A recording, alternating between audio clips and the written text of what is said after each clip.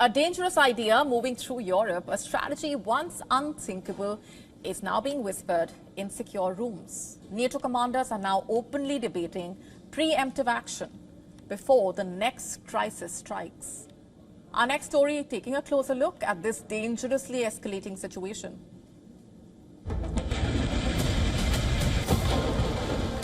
The red line has been breached, not with tanks or rockets, but through cyber sabotage and hybrid aggression. For years, the West blamed Moscow for network paralysis, critical infrastructure failures, election interference. Russia has always denied any role in such acts. This wasn't war as defined by the history books, but it was war nonetheless. The retaliation was always constrained. But now, in the highly secure situation rooms of Brussels, the calculus has irrevocably shifted.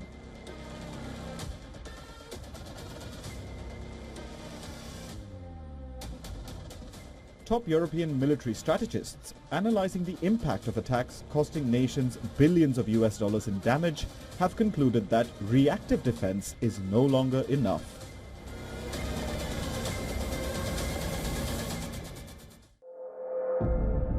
Admiral Giuseppe Cavo Dragone, chair of the NATO Military Committee, told the Financial Times that the Western military alliance is looking at stepping up its response to hybrid warfare from Moscow, which won't be reactive, but proactive and aggressive. This means NATO would not wait for the next major cyber attack to land. Instead, if intelligence confirms an imminent threat, the alliance reserves the right to attack in the cyber realm before the attack is launched. The stakes are unimaginable. For the first time since the Cold War, the Western military alliance is officially discussing moving first. This is a direct challenge to the established tenets of deterrence, risking immediate, uncontrolled escalation. This comes at a time when NATO's European allies are feeling the heat after America is reducing its troop presence in the region. NATO's European partners are holding major drills. The aim of these new NATO drills is to practice rapidly moving troops to Romania and Bulgaria in the event of an attack. Some 2,400 French troops took part alongside contingents from allied nations, including Poland, Spain, Portugal and North Macedonia. Amid the rising tensions, Russia is keeping a close watch. Russia's ambassador to Belgium said that NATO, by intimidating its population with the Kremlin's non-existent plans to attack the alliance countries, has begun preparing for a major war with Russia. Bureau Report, WION, World is One.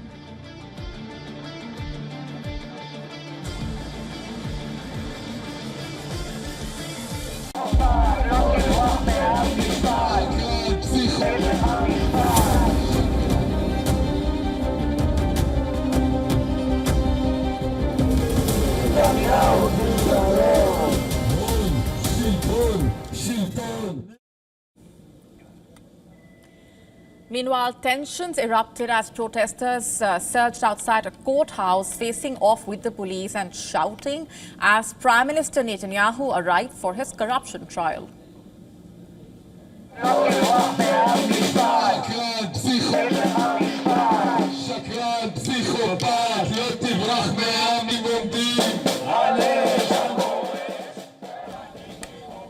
The outrage boiled over just one day after Netanyahu sent a stunning request to the president.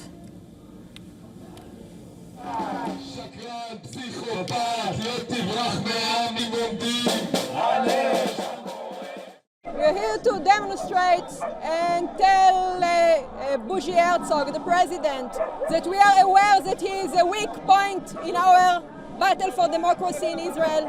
What Netanyahu is asking is not for a pardon. He is asking that his trial will be completely cancelled without taking any responsibility, without paying the price for how he tore up this country and how he eventually brought to the massacre of 7 in October.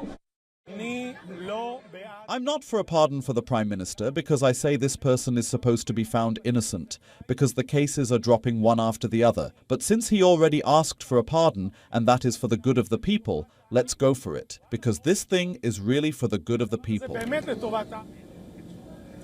Last month, US President Donald Trump urged Herzog to fully pardon Netanyahu. At the time, Herzog made it clear that anyone seeking a pardon had to submit a formal request.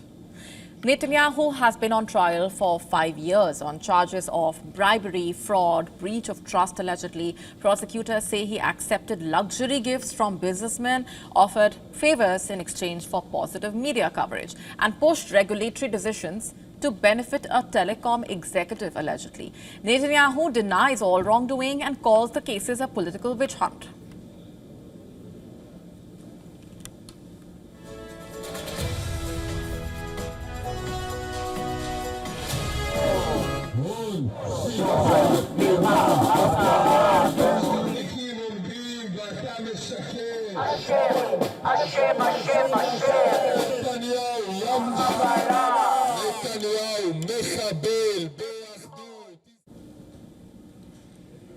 Now, this pardon request has also deepened the divisions in the Israeli society. His supporters in the party see it as justified, but many others, particularly on the left, argue that granting a pardon would basically undermine Israel's commitment to the rule of law.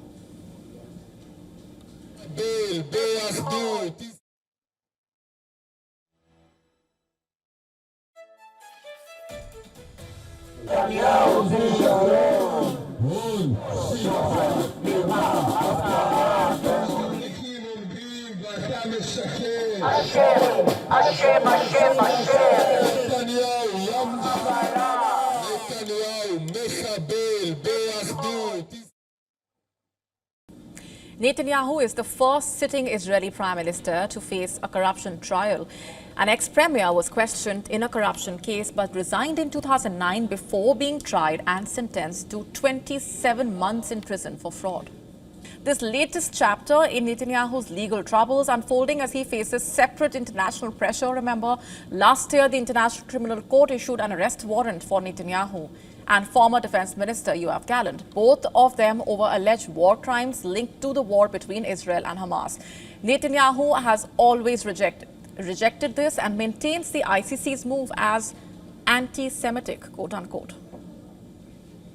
Meanwhile, Israel's national security minister is facing new scrutiny after personally promoting the commander of a controversial undercover border police unit. This comes just days after his officers were filmed shooting 2 Palestinians who appeared to have surrendered, allegedly.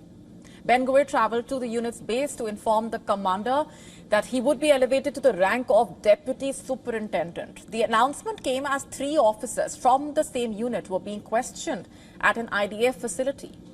Investigators presented the officers with video footage showing the 2 Palestinians exiting a house with their hands in the air. After they were pinned to the ground, one officer is seen shooting at them at close range, reportedly. The officers say they felt their lives were in danger, claiming the men made suspicious movements. And in the hours after the shooting, Ben-Gvir publicly defended the team, writing that he provides full backing to the fighters and declaring that terrorists must die, quote unquote. The incident and the timing of the promotion now are adding to the already rising tensions surrounding Israeli security operations in the West Bank and the government's handling of use of force cases.